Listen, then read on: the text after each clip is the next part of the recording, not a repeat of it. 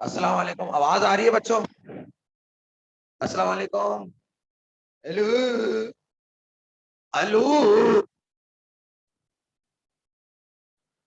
Hello.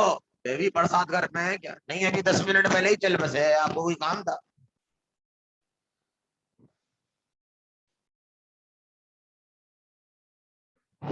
अच्छा, thank you. कल मैंने एक सवाल करवाया था, आप लोगों को याद आ रहा है? आप लोगों को कुछ? कल मैंने सवाल लिखवाया था, जर्नल जर्नल ना, जिस जगह पर हम पहली दफा रिकॉर्डिंग करेंगे, रिकॉर्डिंग वहां पे ना, हमने ना, जब तक ट्रांजैक्शंस नहीं होंगी तो रिकॉर्डिंग भी नहीं होगी, तब तक ट्रांजैक्शन नहीं होंगी तो रिकॉर्डिंग भी नहीं होंगी। तो आइए जरा, 4 ट्रांजैक्शंस मैंने जो लिखवाई थी आपको, उन टोटल 4 ट्रांजैक्शन की जर्नल एंट्री कैसे बनेगी, क्या होता है अंदाजे गुफ्तगू, ये सारी चीजें हम देखने जाएंगे। क्लियर है बेटा? मैं बना रहा हूँ एक जर्नल, जर्नल छोटा सा, आप भी बना ले फ्रेश, बिल्कुल। बिल्कुल सर, वो बनाया हुआ था हमने लास्ट क्लास में, जो वो नहीं बनाना, वो तो स्पेसिमेन है सर। अब हम सवाल को हल, हल करने की नियत से बना रहे हैं। ठीक है?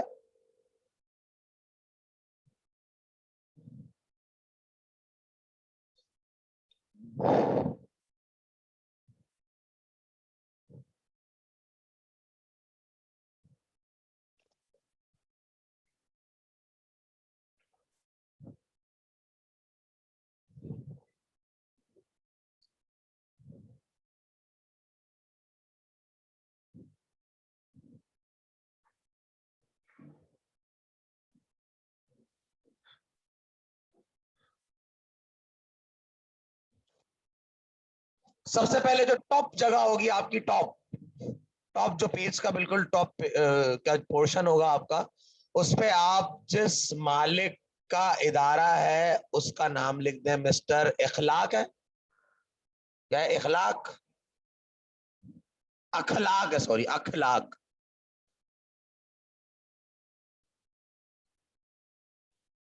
फिर आप जो चीज बनाने जा रहे हैं उसका नाम लिख दें जर्नल, जर्नल।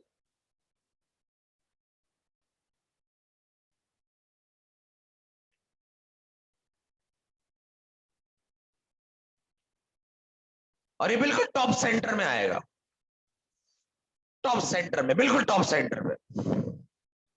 अब आप जर्नल, जर्नल को बनाने जा रहे हैं। सबसे पहले होता है कॉलम डेट का,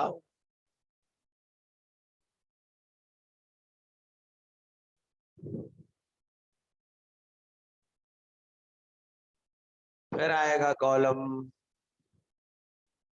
पर्टिकुलर का,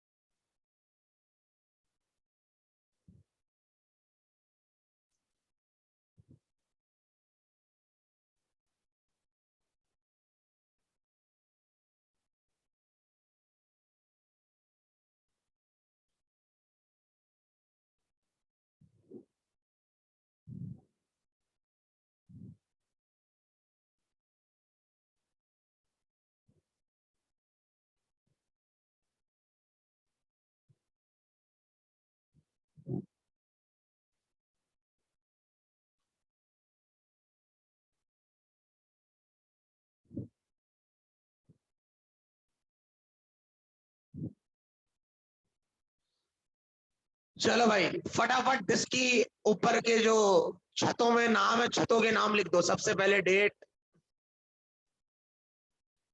फिर पर्टिकुलर,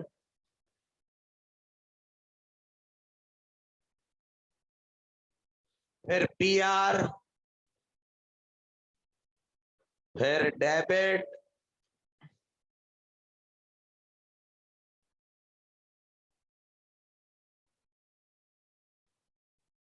और फिर क्रेडिट।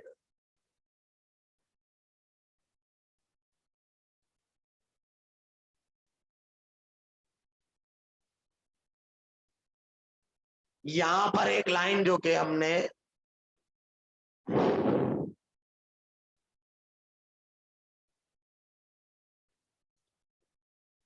अब सबसे पहले तुम्हें काम स्टार्ट करना है डेट से।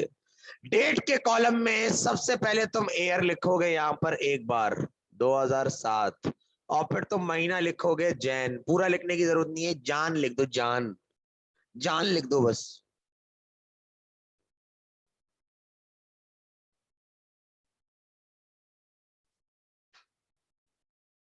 बार बार ईयर और मंथ मत लिखना बेटा, क्योंकि एक साल, एक दिन बाद साल थोड़ी बदल जाएगा। जनवरी के अगले दिन साल बदल गया, 2008 आ गया, नहीं ना।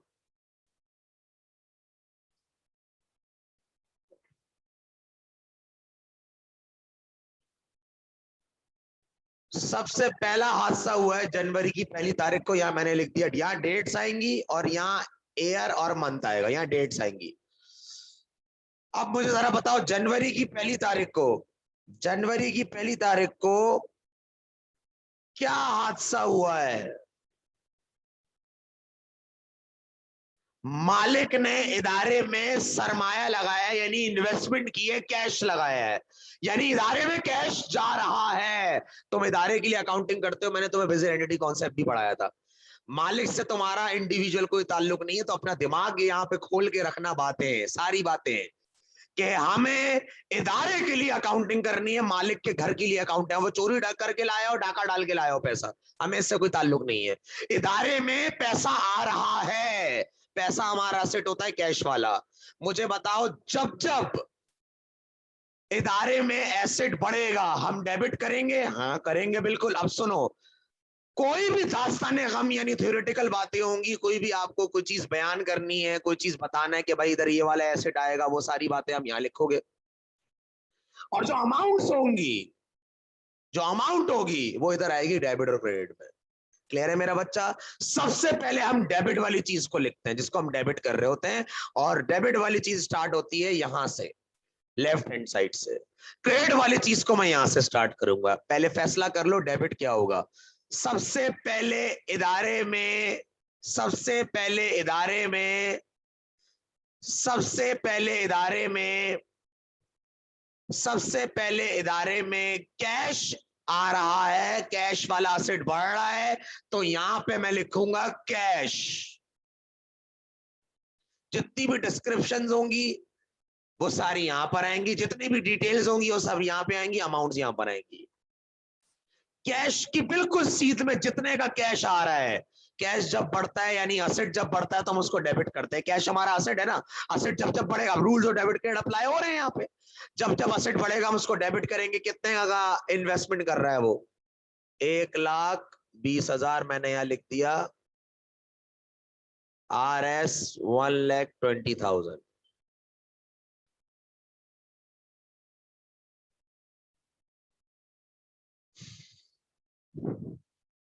कैश वाला असेट आ रहा है इदारे में, असेट बढ़ रहा है, डेबिट। जिसको रूल्स और डेबिट क्रेडिट याद नहीं है वो अब अकाउंटिंग नहीं पढ़ सकता। अब तो सारी जो बेसिक पढ़ाई थी ना तुम्हें अब तक, उस सब बेसिक को इंप्लीमेंट करने का वक्त आ गया है अब।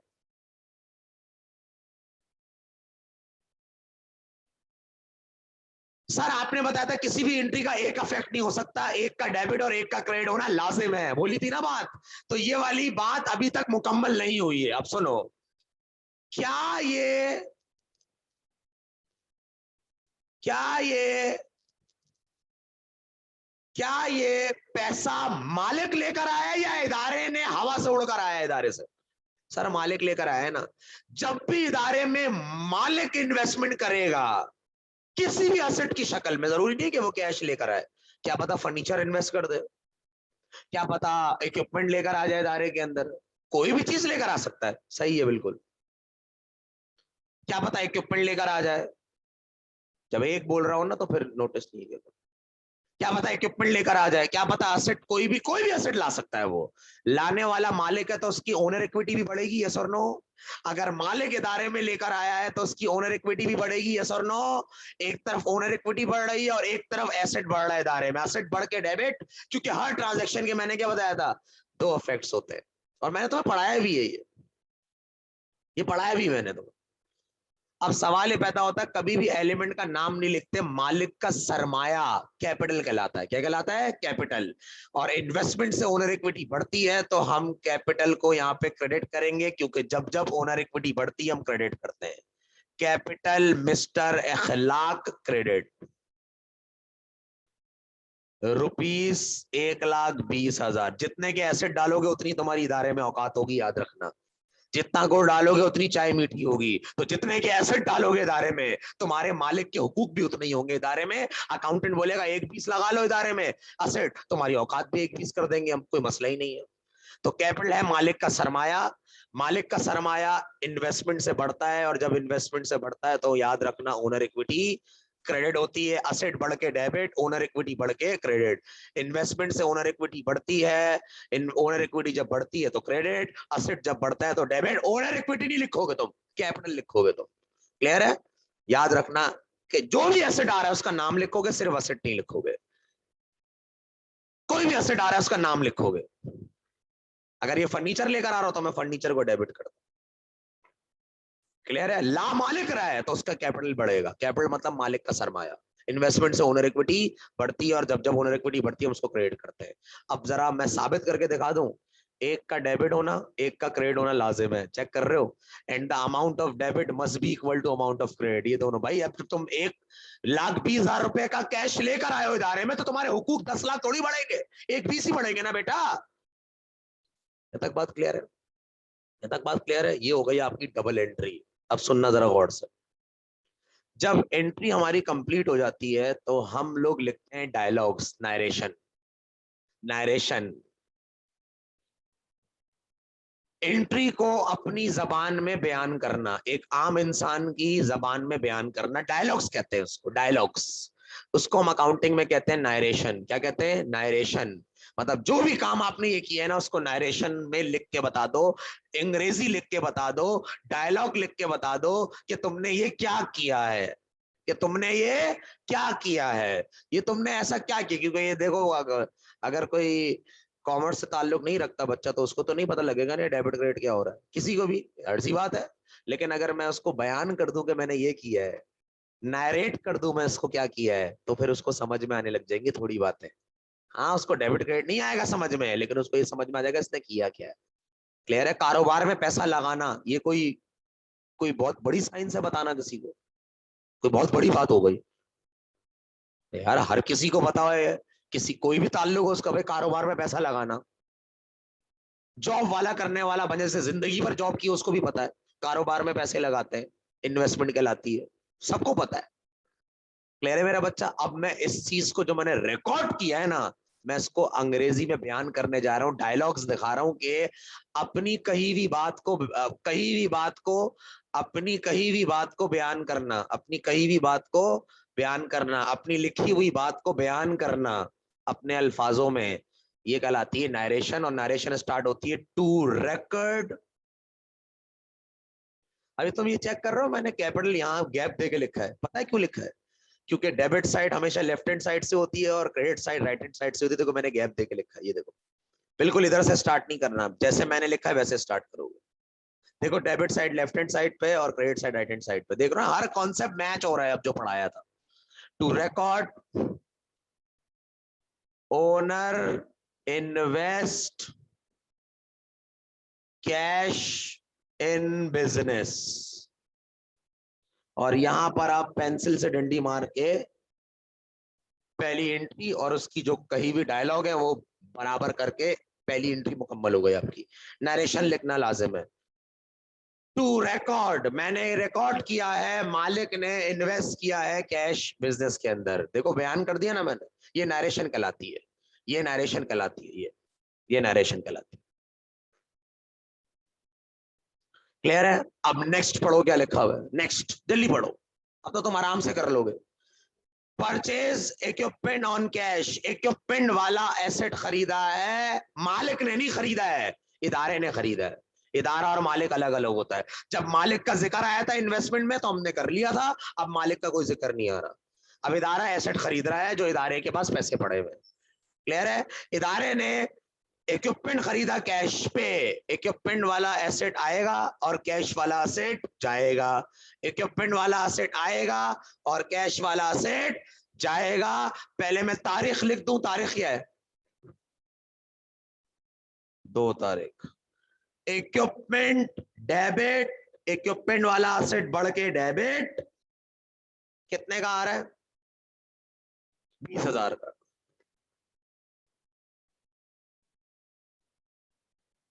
पैसे जा रहे हैं हमारे पास से या पैसे आ रहे हैं? जा रहे हैं सर। कोई चीज खरीदोगे तो क्या पैसे आएंगे आपके पास? दुकान के पास गया, बोले यार चीज खरीद लो, पैसे भी मुझे दे दो, आप उल्टा वो चप्पल मारेगा आपको, बोलेगा भागो यहां से भागो। इक्विपमेंट वाला एसेट बढ़ के डेबिट और कैश वाला एसेट कम होके क्रेडिट।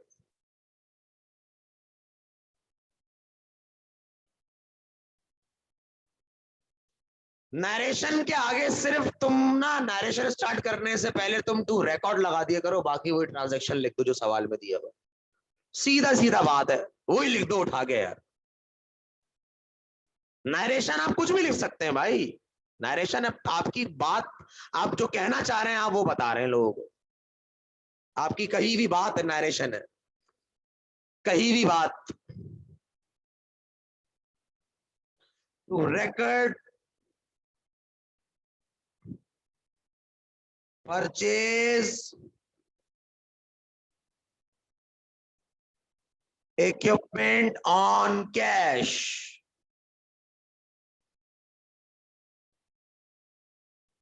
देखो एक डेबिट हो रहा है, एक क्रेडिट हो रहा है। Amount of debit must be equal to amount of credit. Double dual entry का कॉन्सेप्ट भी अप्लाई हो रहा है, रूल्स ऑफ डेबिट क्रेडिट भी अप्लाई हो रहा है। अच्छा, आप मैं दोबारा जर्नली बना रहा, आप लोगों के पास बना हुआ है तो आप उसी में नोट कर लें। हमारी 2 एंट्रीज और रह गई हैं, जरा पढ़ के बताओ। जनवरी की 5 तारीख को आपने फर्नीचर वाला एसेट खरीदा है। फर्नीचर भी एसेट होता है हमारा, कोई बात नहीं, मैं यहाँ एंट्री बना लेता हूँ। आप लोग प्रॉपर बना दें, मैं जर्नल बना रहा। ये जर्नल बना दिया, आप लोग यहाँ पे प्रॉपर बना ले। फर्नीचर खरीदा है तो फर्नीचर वाला असेट सर आया होगा, बढ़ गया होगा डेबिट। कैश हमारे पास से जा रहा है तो कैश वाला असेट जा रहा होगा तो कैश क्रेडिट। हमेशा याद रखना, एलिमेंट का नाम मत लिखना, एलिमेंट के जो अंदर की नस्लें हैं ना उनका नाम लिखना। खानदान में कितने बच्चे, क्या क्या बच्चे, बच्चों के नाम लिखना। अब असेट के अंदर अब ये मत लिखना असेट डेबिट असेट क्रेडिट, पागल हो गए हो क्या? कैसे बताओगे कौन सा असेट आया? ये तो असेट तो बहुत किस्म के होते हैं। तो हर चीज आपको डिटेल डिस्क्रिप्शन के साथ पर्टिकुलर में लिखनी है। बातों वाली चीजें यहां पर होंगी, अमाउंट वाली चीजें यहां पर होंगी। 5 तारीख को फर्नीचर डेबिट, कितने का फर्नीचर खरीदा है? मैं सिर्फ यहां पे लिख देता हूं डेबिट और क्रेडिट ताकि आपको दिक्कत ना हो भाई। फर्नीचर खरीदा ये 10,000 रुपए का, फर्नीचर की औकात है 10,000।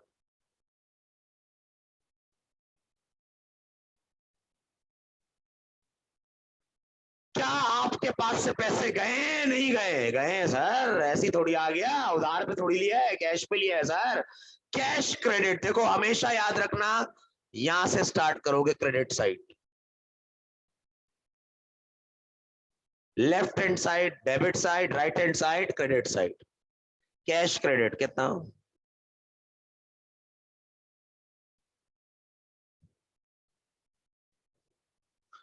नरेशन लिख दो, to record, to record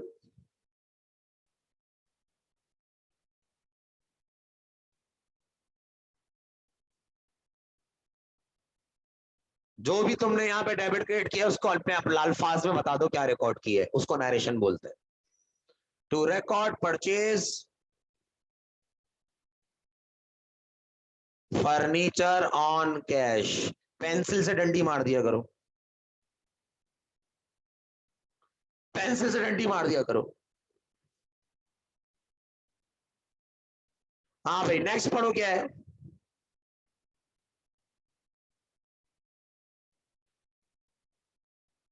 purchase machinery, machinery भी हमारा फिक्स एसेट है, चाहे कोई भी एसेट हो सर, बढ़ेगा डेबिट, किसी भी नस्ल का एसेट हो।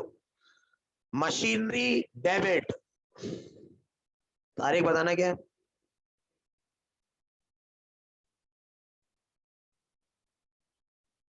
मशीनरी डेबिट कितना? 30,000।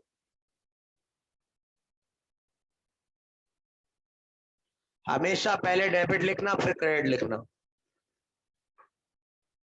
कैश पे खरीदा है, कैश क्रेडिट।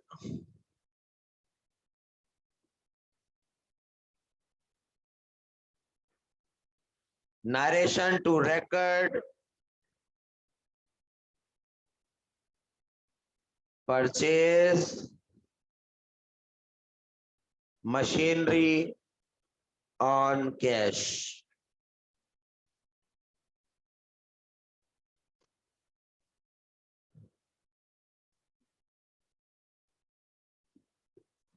क्या आपकी 4 ट्रांजैक्शन आपको रिकॉर्डेड नजर आ रही है?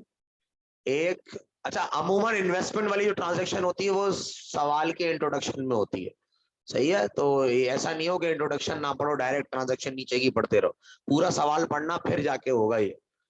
अगर बच्चे का डेबिट क्रेडिट पक्का नहीं है तो मैं आज तुम्हें खुल के बात बताने जा रहा हूँ। बीकॉम वाले बच्चों मेरी बात सुन लेना गौर से। अगर तुम्हारा डेबिट क्रेडिट का रूल पक्का नहीं है, रूल रूल तो मैंने याद करवाए थे, तुम्हें याद है? तो याद रखना मेरी बात मेरा बच्चा, आप बीकॉम में इन्वेंट्री वैल्यूएशन की जो एंट्रीज होती है वो नहीं पढ़ सकते आप। उस एंट्रीज को मैं पढ़ाऊंगा, तो इसलिए मैं पहले से बुनियाद बना रहा हूँ, ठीक है? ये मैं पढ़ाऊंगा, वो मेरे जिम्मे है, सही है। आप लोग अभी सिर्फ पढ़ते हैं ना इन्वेंट्री वैल्यूएशन, बल्कि इन्वेंट्री वैल्यूएशन तो खत्म भी हो गया होगा शायद आपका, एंड पे चल रहा है। वो अब कॉस्ट करा दिया, वो cost of ending inventory, under state over state हो गया ना, इनकम स्टेटमेंट वगैरह। तो आपका एंट्रीज रहती हैं वो मेरे हैंड से, क्योंकि मैं पहले ये डेबिट क्रेडिट का कॉन्सेप्ट बनाऊंगा, फिर मेरी पढ़ावा हाथ का बच्चा ये एंट्री बनाएगा। क्लियर है मेरा बच्चा? तो इसलिए मैं इसको पक्का करा रहा हूं। अच्छा, सवाल हमारा खत्म हो गया, लेकिन इसी में मजीद कुछ ट्रांजैक्शंस ऐड कर लो नेक्स्ट क्लास के लिए। ऐड कर लो, ऐड कर लो, ऐड कर लो, ऐड कर लो,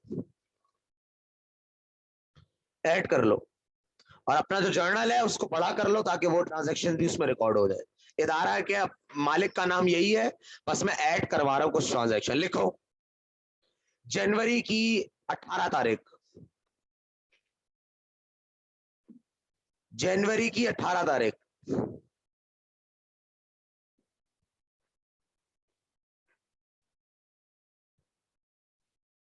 purchase furniture on credit.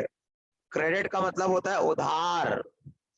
Purchase furniture on credit, purchase furniture on credit, जनवरी की 18 तारीख, purchase furniture on credit 5,000, sorry 20,000।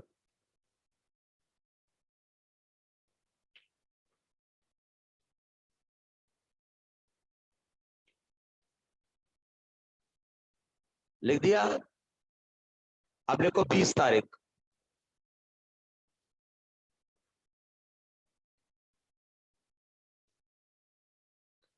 Paid cash to creditor, paid cash to creditor, paid cash to creditor, paid cash to creditor, paid cash to creditor,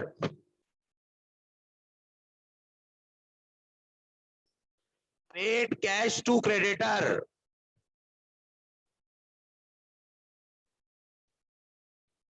20,000, 20,000, paid cash to creditor 20,000।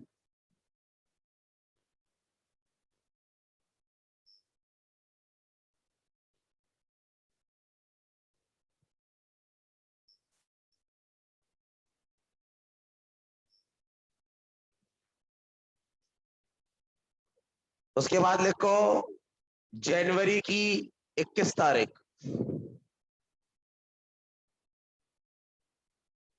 Paid cash for salaries expense, paid cash for salaries expense, paid cash for salaries expense,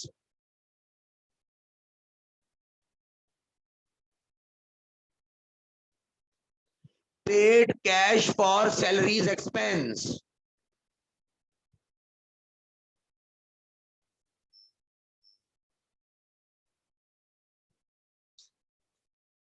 जनवरी की 22, जनवरी की 22 salary expense है 10,000। Salary expense की amount लिख लो 10,000 है।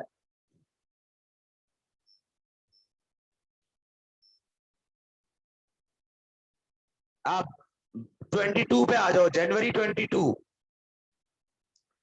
Paid cash for rent expense, paid cash for rent expense, किराए का खर्चा।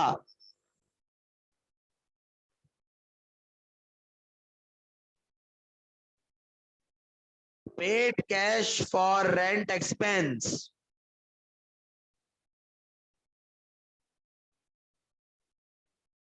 जनवरी की 25 लिखो। 25 जनवरी की 20। ये रेंट एक्सपेंस की अमाउंट लिख दो, रेंट एक्सपेंस की अमाउंट लिख दो 15,000।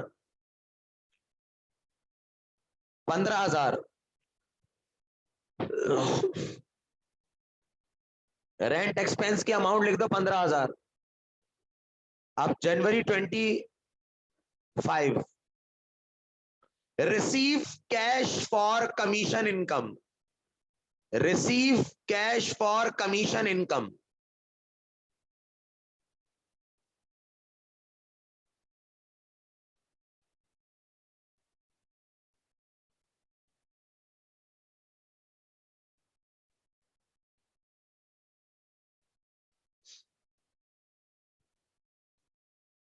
Receive cash for commission income 40,000, 40,000।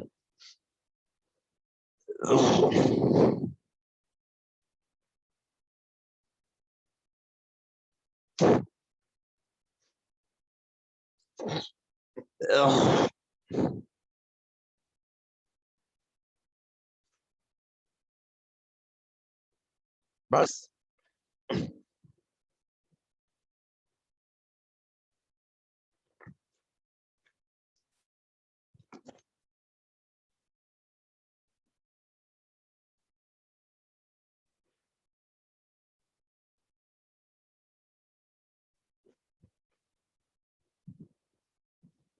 और लिखो जरा, और लिखो, और ट्रांजैक्शन लिखो।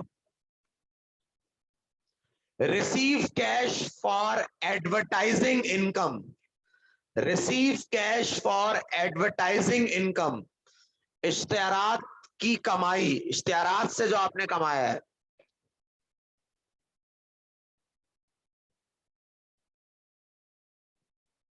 Receive cash for advertising income,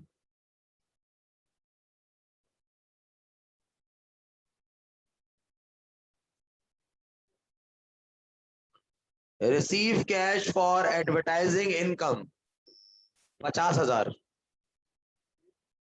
इसकी डेट है 28।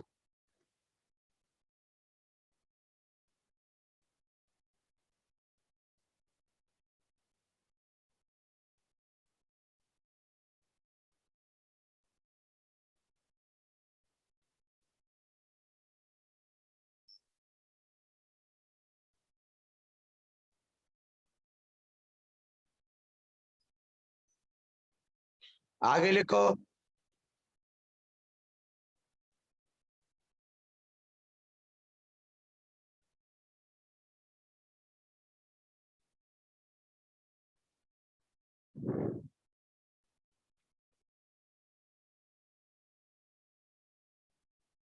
Owner made additional investment, owner ने इजाफी सरमाया लगाया। Owner made an additional investment, owner made an additional investment, owner made an additional investment.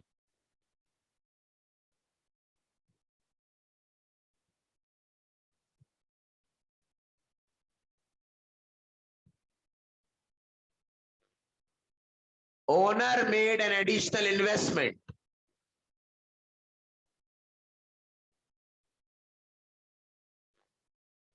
₹30,000। Date इसकी कर दो 29। ये कितनी ट्रांजैक्शंस है एडिशनल मैंने जो लिखवाई है? 1 2 7 ट्रांजैक्शन कल सॉल्व करेंगे इंशाल्लाह। अपने उस रजिस्टर में लिख लेना जरूर ट्रांजैक्शन। मैं रिकॉर्डिंग भेज रहा हूँ इसी लेक्चर की। जिनको बोर्ड वोर्ड का मसला है, कुछ भी है, वो देख लें। उनको पता भी है लेकिन फिर भी पता नहीं क्यों बोलते रहते हैं आवाज नहीं आ रही, ये नहीं आ रहा। समझ में नहीं आता मुझे। एल्बर्ट आइंस्टाइन वाले दिमाग कब से आ गए आप लोगों के?